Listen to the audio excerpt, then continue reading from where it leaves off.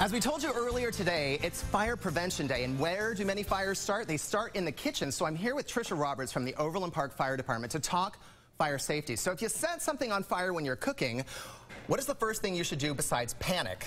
We got a fire going right now, so. Okay, the first thing you want to do is put it out. You can use a lid or a cookie sheet. Okay. Just slide it across. And it'll go out. Okay, so that gets rid of the oxygen, the flame dies, so that was right, good. Exactly. Okay, so that was easy peasy. So what is the safest way? You need to have a fire extinguisher somewhere in your house, is that true? Yes, as long as it's easy to get to. Sometimes it's nice to have it located in between the house and the garage.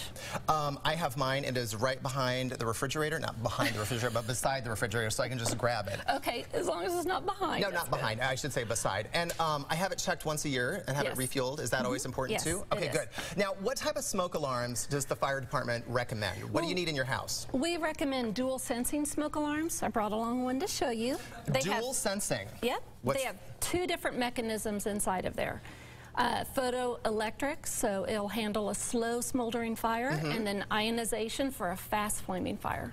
And how often should people replace the entire alarm? Because I just got one new one last year, so it's good to go for... Every 10 years. 10 years, okay, that's good advice to know. And I need to get one, but why is the carbon monoxide alarm important? Well, we're moving into colder weather, so people will be firing up their furnaces and turning on their fireplaces.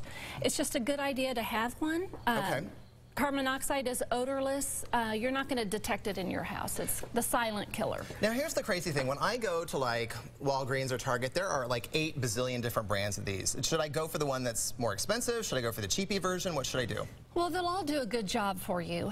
I like the kind that plugs into an outlet, and if it also has an LED readout, that's wonderful, so you can see how many parts per million of CO you may have in your home. Where do I need to put the carbon monoxide detector? Up near where you sleep. You want it to wake you up at night because carbon monoxide will make you sleepier. When I had my furnace checked, the furnace company actually said, do you have a carbon monoxide detector? They actually suggested it, so they were pushing it too. So that is awesome. Any other helpful tips that we need to know on National Fire Prevention Day, Tricia?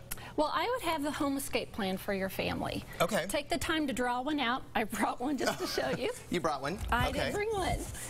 Sit down with your family and mark 2 ways out of every room. Have a meeting place outside and make sure that your kids know the plan, that they can also open their windows and... How to get from point A to point safety.